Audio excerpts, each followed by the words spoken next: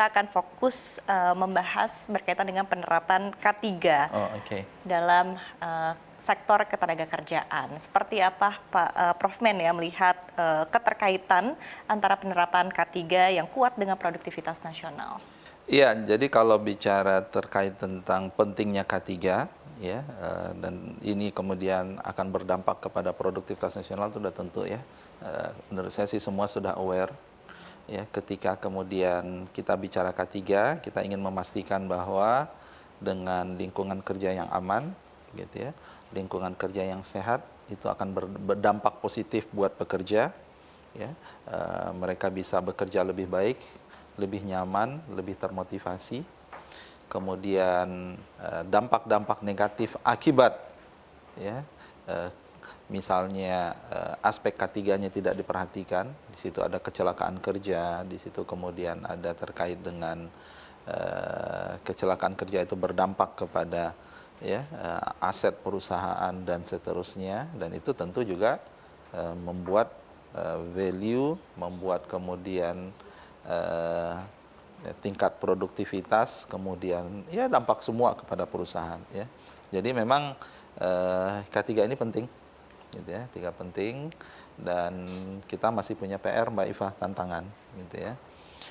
Saya sendiri bidangnya K3 salah satunya ya, keselamatan dan kesehatan kerja. Masih kita punya PR, masih tingginya angka kecelakaan kerja.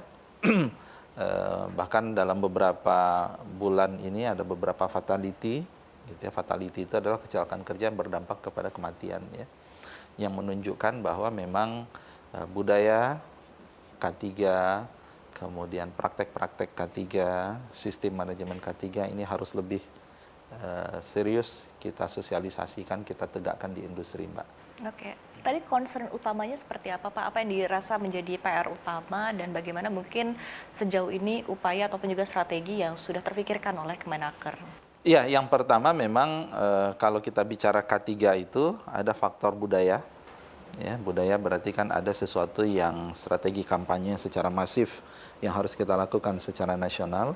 Ada konten-konten secara lokal di perusahaan yang juga mereka harus kampanyekan, itu satu.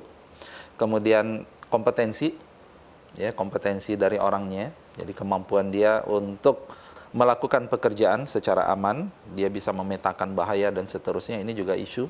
Artinya di sini perlu pelatihan-pelatihan K3. Kemudian yang ketiga ada terkait dengan pengawas, Mbak. Ya, jadi kami memiliki pengawas ketenagakerjaan yang memang kita harapkan mereka ini bisa melakukan inspeksi, investigasi ketika ada kecelakaan dan seterusnya, sehingga kesadaran untuk kemudian pentingnya aspek K3 ini kemudian terbangun di perusahaan. Nah, tiga-tiga ini yang harus kita lakukan. Ya. Yang terakhir yang mungkin menurut saya jumlah dari para pengawas ketenagakerjaan kita memang masih terbatas, sehingga terobosan kami tahun ini yang pertama kita melibatkan teman-teman dari serikat buruh, serikat pekerja untuk bersama-sama dengan Kementerian Ketenagakerjaan untuk kita mengawasi ya, kemudian melaporkan terkait dengan pelaksanaan K3. Untuk itu tahun ini kami sudah melatih Mbak Iva mensosialisasikan lebih dari 10.000 ya, 10.000 teman-teman pekerja dari serikat pekerja, dari serikat buruh untuk membangun kesadaran terkait dengan K3. Dan terakhir kita juga baru launching lapor menaker.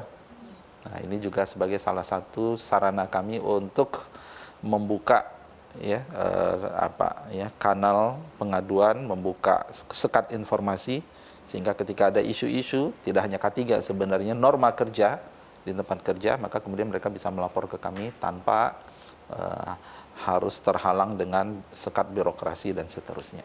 Tadi yang sempat disebutkan Prof Men, ini kan budaya kerja ya. Ini kan sesuatu yang artinya mengakar, sesuatu yang menjadi keseharian, bukan sifatnya administratif. Jadi bukan sifatnya mengikuti aturan yang sudah ada, tapi memang kesadaran penuh untuk menjadikan itu sebagai budaya begitu. Sehingga akhirnya ini perlu diterapkan dan bisa menjadi kunci untuk keberlanjutan ke depannya. Nah, seperti apa mungkin langkah-langkah dari Kemenaker untuk menjadikan budaya kerja yang baik, yang aman ini bisa diterapkan? Jadi tadi ada kampanye yang sifatnya nasional. Ya, jadi kampanye terkait dengan budaya K3.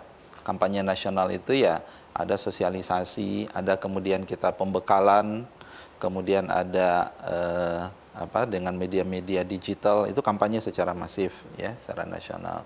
Kemudian ada kampanye yang saya sampaikan tadi, yang kita memang berikan paket kampanye untuk perusahaan-perusahaan gitu ya. Mungkin level di mereka itu ya mereka harus membangun apa yang disebut dengan budaya K3 dalam satu sistem manajemen K3, Mbak. Nah, jadi disitulah kalau sistem manajemen K3 di situ harus ada kebijakannya, ada contoh leadership-nya, ada upaya-upaya yang mereka lakukan, ada training yang dilakukan, ada monef-nya, ya, ada kemudian pengukurannya, ada KPI. Nah, itu adalah pada level perusahaan. Dan kita ya mengencourage perusahaan itu dengan memberikan sertifikasi sistem manajemen K3.